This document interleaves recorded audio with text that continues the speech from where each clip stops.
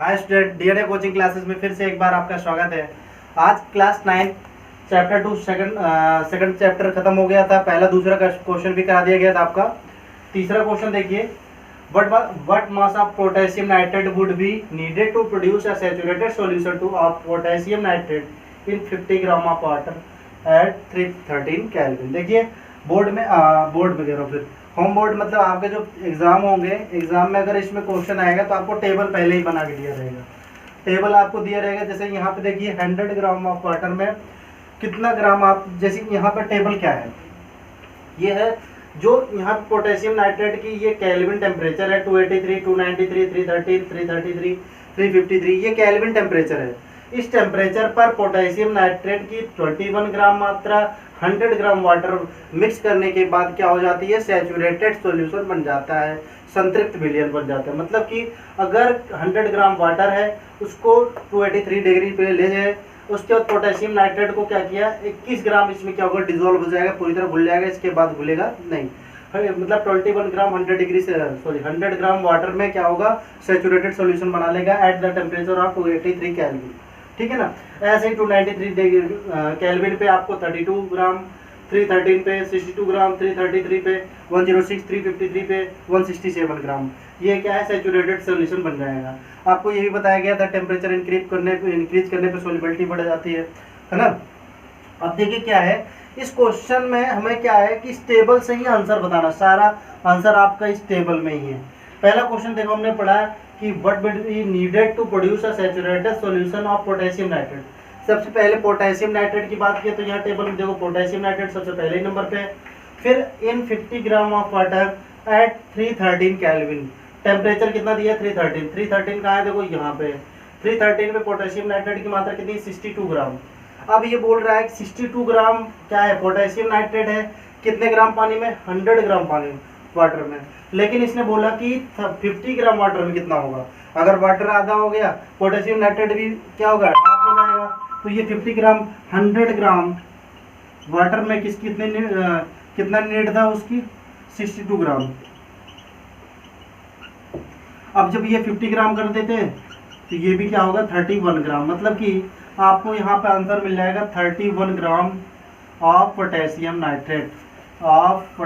Nitrate, potassium nitrate. ठीक, पहला answer हो गया क्लियर।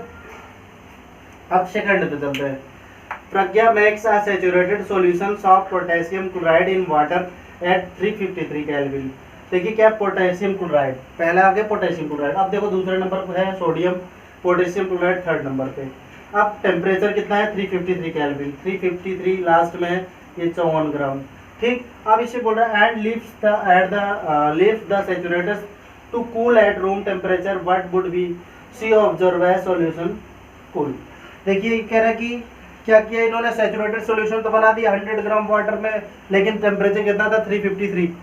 अब यहाँ पे कितना, 54 ग्राम पोटेशियम जो भी है पोटेशियम क्लोराइड हुआ।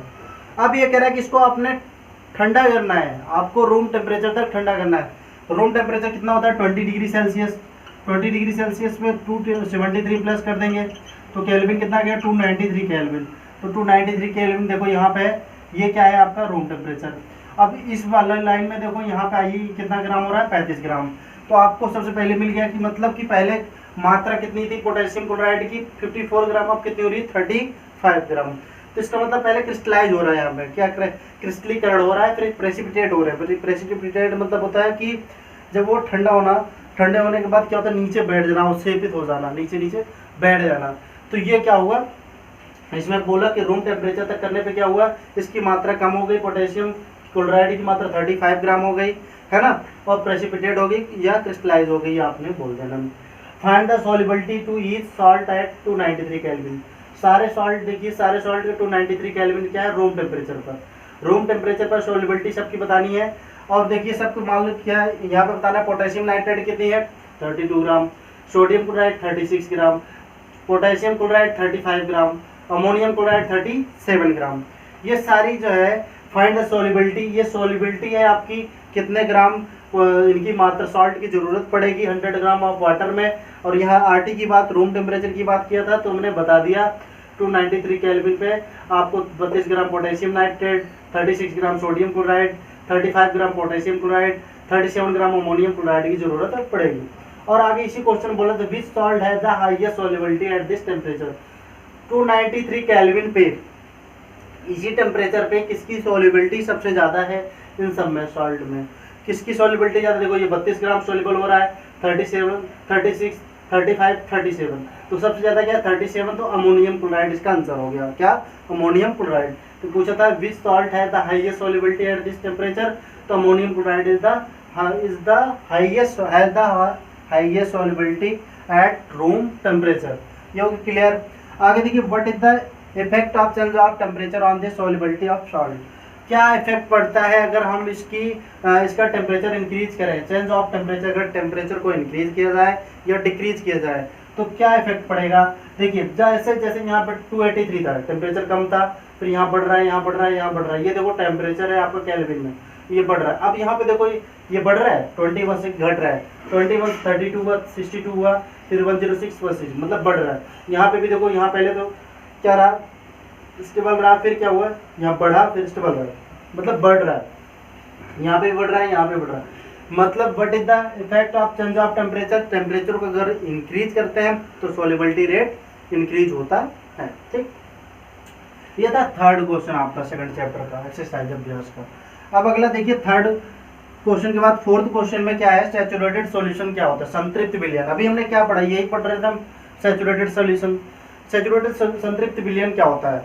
ऐसा विलयन जिसपे क्या होती है, किसी गिवन टेम्परेचर पर सोल्यूबिलिटी, मतलब कि हम किसी सब्सटेंस की इतनी मात्रा हम डिजोल्व कर सकें, डिजोल्व करते करते एक सिचुएशन ऐसी है कि अब ज़्यादा डिजोल्व ना हो, ज़्यादा घुले ना, वही क्या होता है सैचुरेटेड सॉल्यूशन। जैसे मान लीजिए यहाँ पे देखिए 283 है, 283 केल्विन पर पोटेशियम नाइट्रेट की सिर्फ 21 ग्राम मात्रा ही क्या होगी, डिजोल्व होगी, इसके बाद नहीं। मतलब क्या हो गया ये, अब क्या हो गया सैचुरेटेड सॉल्यूशन। 283 केल्विन पर, 283 केल्विन पर। अब यहाँ पे वाटर कितना था, देखो वाटर कितना था 283 केल्विन, वाटर है आपका 100 ग्राम।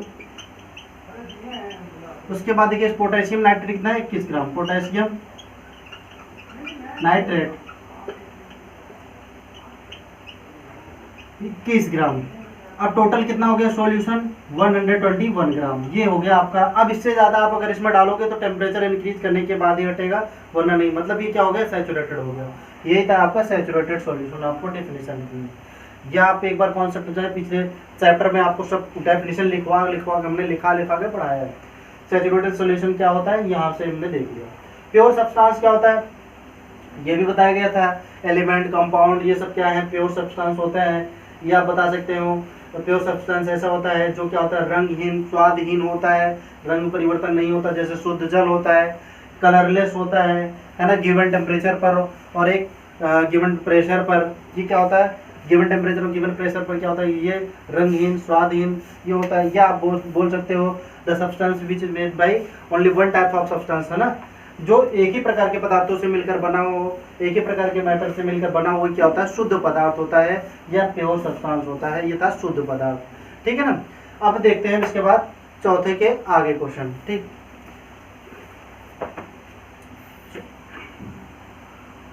तो ये है फोर्थ का सी। फोर्थ का सी में पूछा था कोलाइडल सॉल्यूशन। ठीक, कोलाइडल सॉल्यूशन के बारे में, सस्पेंशन के बारे में, सॉल्यूशन के बारे में, इन तीनों के बारे में आपको डीपली बता दिया गया है पिछली क्लासों में। आप जाके देख भी सकते हैं, या नहीं पता है फिर से एक बार देख लो, रिवीजन हो सकता है। आप क्वेश्चन जितनी भी एक्सरसाइज कराई जा रही है, एक्सरसाइज में अगर आप पीछे पढ़े हो तो आपको एक्सरसाइज करने की जरूरत ही नहीं पड़ेगी। ठीक है, कोलाइडल सॉल्यूशन देखो क्या होता है, ये क्या होता है हेटेरोजेनस मिक्सचर होता है।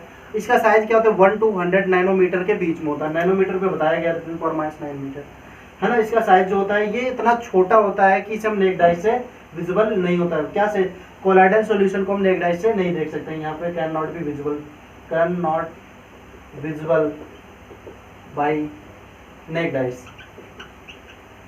ठीक, अब देखिए कैन स्कैटर, ये देखो इस, लेकिन हाँ ये छोटा है, इसके पार्टिकल्स जो होते हैं वो छोटे होते हैं, लेकिन ये क्या करते हैं स्कैटर करा सकते हैं बीम ऑफ लाइट को।